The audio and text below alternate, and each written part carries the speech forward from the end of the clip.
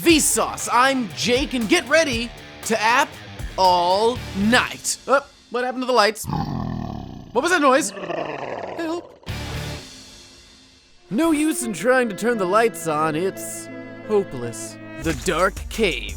Hopeless is a survival horror game where you are tasked with keeping your little glowing blobs alive. They are each armed with guns, and you tap at incoming monsters to blow them back into the infernal darkness. As mobs of villains encroach on you, you start to tap and fire faster, but make sure you don't shoot any of the incoming blob reinforcements. R.I.P. bro. You can upgrade your weapons and add headlamps to illuminate more of the area, but try your best to keep the blobs alive because they act as your lives. Once they are all taken, it's the end, and you'll be left again in the dark. Echo. In this atmospheric minimalist puzzle game, you navigate through each level using the sound of your footsteps. The visual representation of echolocation reverberates through the corridors, depending on the intensity of your walk. However, the harder you walk, the more you'll attract the red-lined enemies that can use your sound lines to travel towards you. Just be careful of water pits, which not only slow you down, but create more noise. Now get out of that scary darkness and into a well-illuminated mansion in Bitcoin Billionaire. An addictive, endless tapping game. You start out as a small-time Bitcoin miner and work your way up through the ranks by upgrading your machine, software, and investing in different projects. The more you tap, the more you make, but you can also upgrade your investments so that you get money even when the game is closed. This game is super addictive, and you'll probably look pretty weird to the outside world as you wildly slap your phalanges all over the screen to gain more points. I'd recommend investing in space travel so you can use your flop rocket.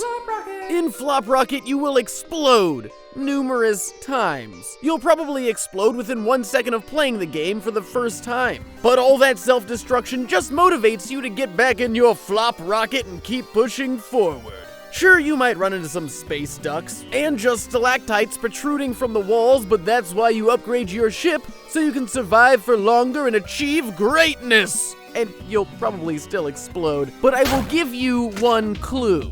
A puzzle game that gives you one letter and one clue to use to solve the missing word. You get the letter, you get the clue, and you figure it out. It's a fun and quick game. I really don't know what else to say about it, so let's play with a sausage. A silly sausage. In Meatland, you play the role of said silly sausage, sliding through level after level of tasty mayhem. Just like in real life, your sausage body stretches behind you and doesn't retract until your little meaty paws grip onto a surface. This makes it complicated as you try and avoid knives, spinning blades, and floating cutlery-wielding hands. You need to collect gems if you want to be able to save your progress at the Sausage Dog House. Also, you can sniff your own butt. What more do you want from a game?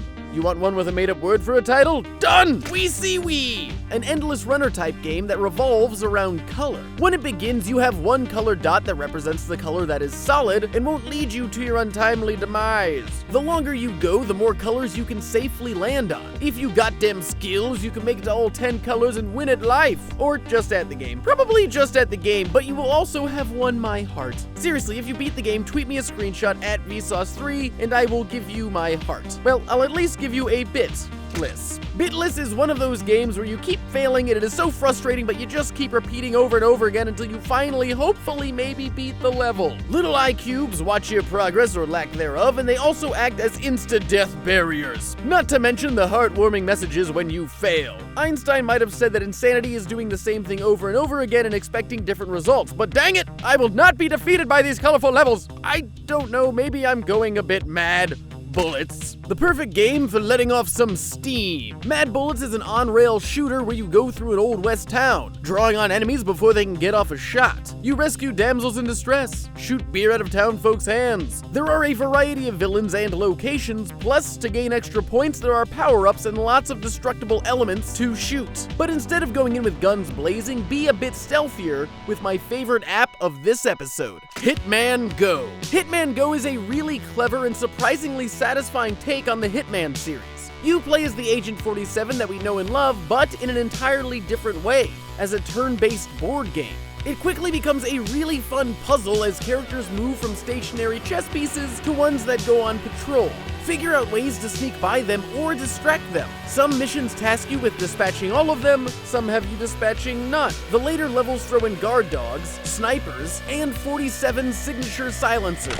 Many of the levels I had to replay to either figure out the best strategy or to get a better score. It isn't like any Hitman game I've ever played, but it is just as smart and just as fun.